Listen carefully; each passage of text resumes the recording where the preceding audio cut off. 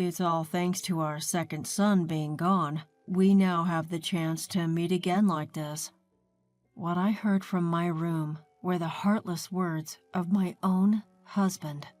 In the conversation between my husband and our eldest son's wife, laced with vulgar laughter, I felt a chill pierce through my heart.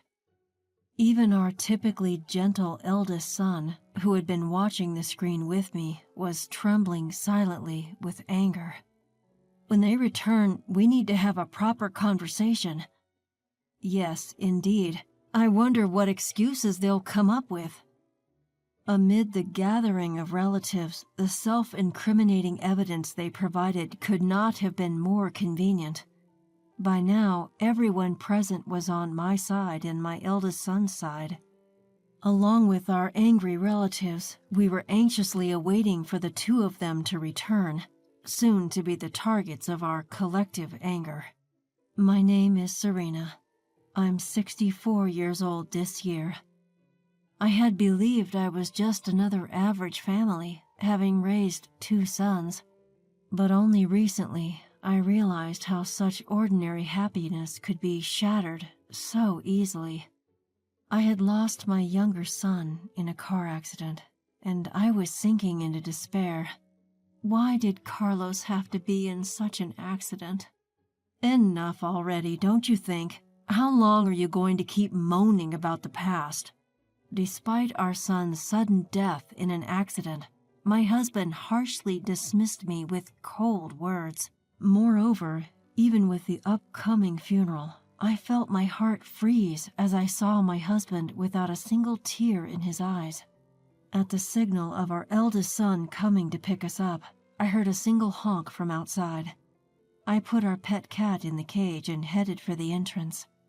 But who would have thought that Carlos would have been gone so soon? You too, Lucas? You and your son are so depressing. Isn't it natural? I'd rather ask, how can you be so calm? Father-in-law is just trying to send Carlos off with a smile, isn't he? That's right, that's exactly it.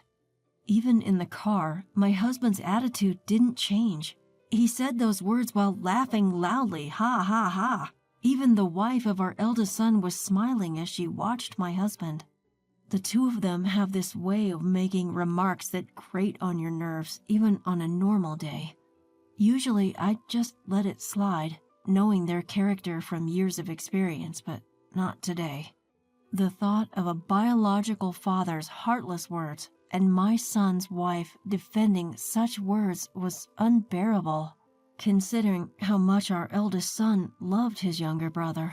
I slapped my husband's knee, who was sitting next to me, and pointed out, "Enough is enough. Despite our family's misfortune, how can you be so cheerfully indifferent?"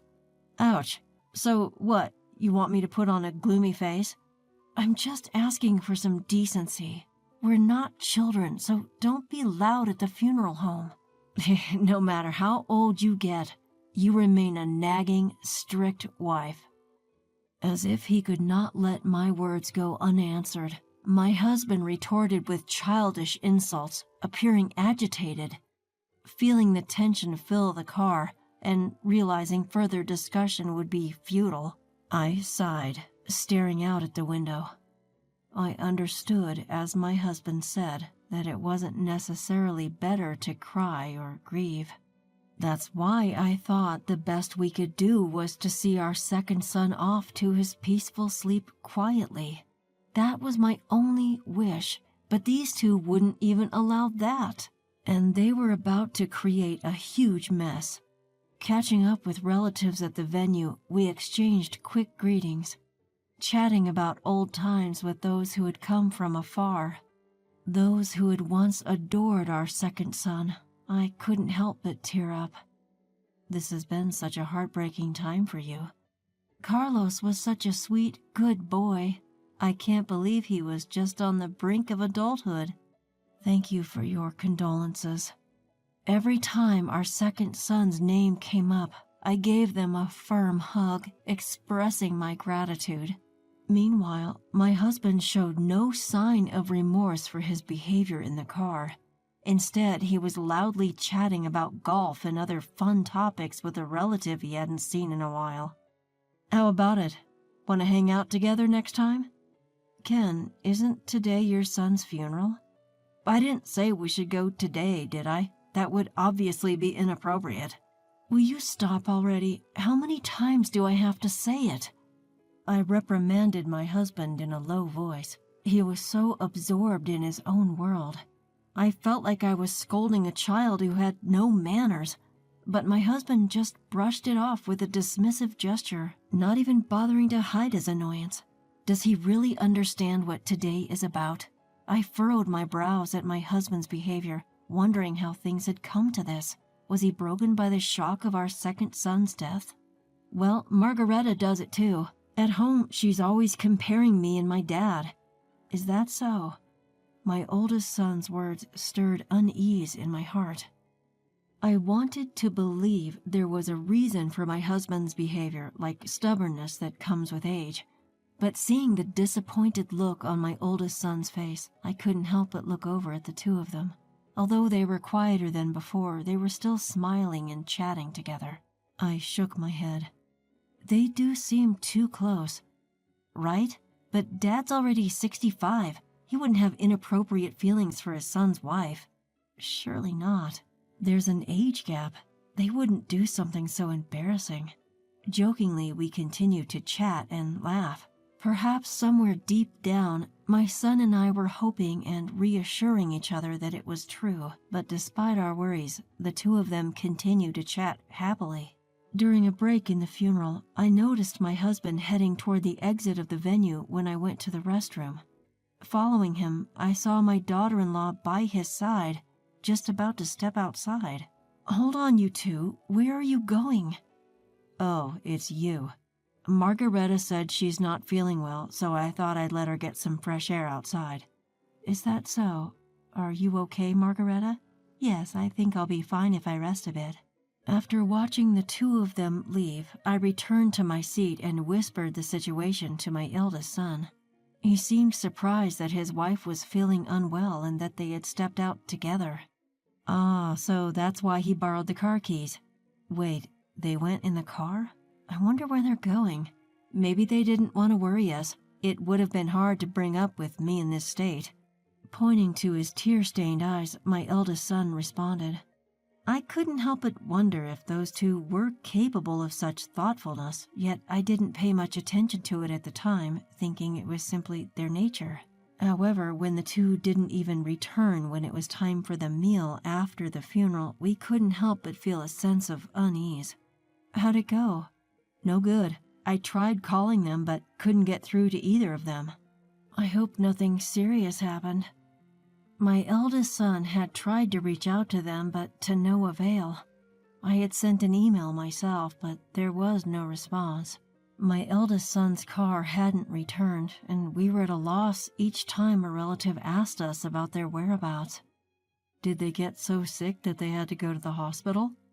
If that's the case, they should at least let us know. They're not dogs or cats. They'll come home eventually. Cats. Oh, I wonder how our cat is doing. While talking with the relatives, I suddenly remembered the pet cat we had left alone in my room. I took out my mobile phone and activated the pet camera. For some reason, our cat was out of its cage and I could hear someone's voice. Huh? Upon hearing the unexpected human voice, I initially felt a chill as if a burglar had broken into our house. But the voice that was casually picking up our cat was something we had heard quite often. Margareta? And doesn't that sound like Dad's voice too? Wait, are they saying they've come home? I exchanged glances with my eldest son and continued to stare at the screen in confusion. When I increased the volume coming from the mobile phone, I heard an unbelievable conversation. Isn't this cat cute? Can we take it home? What's the point of keeping an old cat? I'll get you a much cuter kitten. Yay! I love you, father-in-law. Just when I thought I heard such sweet voices, I could see my bed shaking in the corner of the screen. and heard it creaking. I was just listening to their conversation in disbelief. Taking advantage of the fact that no one else was listening, the two were casually talking bad about me, my eldest son and second son. I'm not good with stiff ceremonies like that. My strict wife is always nagging, saying I have no manners. You really got scolded, didn't you? I felt sorry for you, father-in-law. Right? But thanks to the second son being gone, we got a chance to meet like this again. After such outrageous words from a parent, I heard that vulgar laughter. I felt a cold chill running down my spine. The usually calm eldest son next to me seemed to be shaking silently in anger. Can you believe that's what a father says? Maybe it's better to not think of him as a father anymore. Beyond anger and astonishment, there was just silence in my head. As I looked up, the relatives were chatting at the dining table. At that point, I could no longer think. I turned the volume of my mobile phone to the maximum and decided to attract the attention of the relatives. What's he doing? He left the funeral and is doing this with his son's wife? So the sickness was a lie. Did they want to be alone that badly? When I turned up the volume, the unusual conversation of the two made the chatter stop, and everyone's attention was focused on us. The somber atmosphere seemed to have dissipated as everyone glued their eyes on the tiny screen of my mobile phone, listening intently to the absurd conversation between the two. What if another unexpected accident happens? Then I could come visit father-in-law again. Maybe Lucas will be next. But before that, it will be my strict wife, right? She's getting on in years, so it should be soon. The relatives widened their eyes at the two, who were making light of the second son's misfortune and even joking about their next clandestine meeting. A hushed silence fell over everyone, and no one spoke until the two finished their conversation. After letting the relatives witness the whole discourse and actions of the two, I closed my mobile phone as we began discussing returning to the venue. It seemed as if everyone's hearts were united in anger at the two, who were trampling on our family.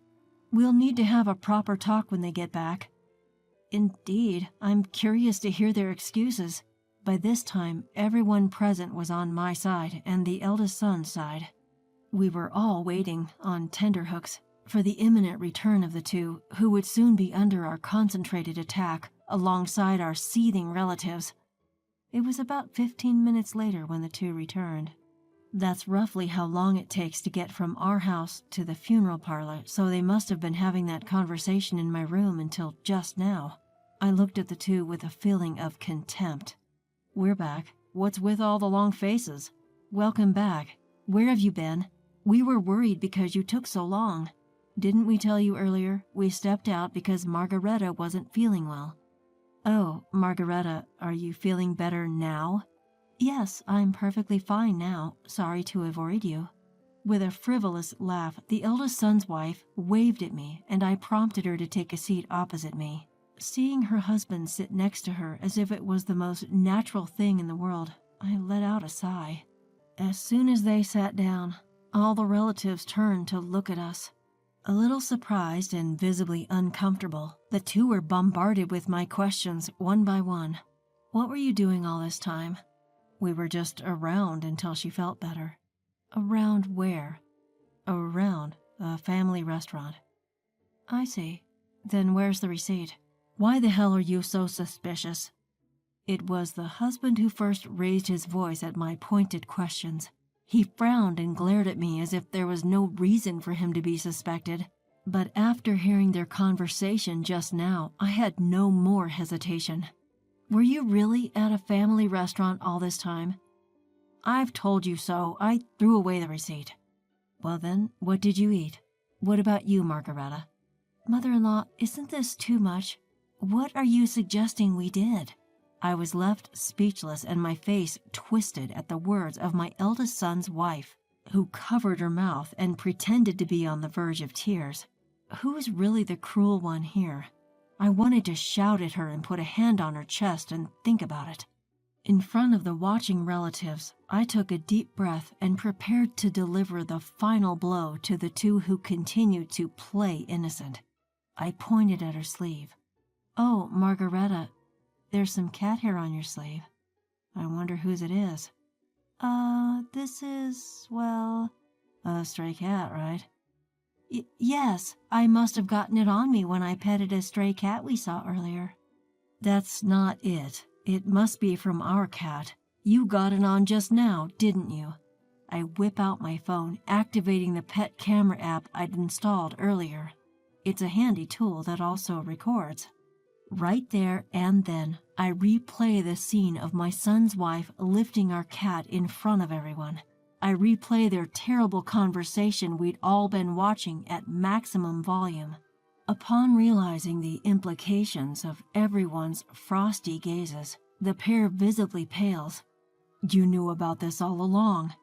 "Why, yes, I found it hilarious that you two thought you could play dumb forever." "That's a violation of privacy."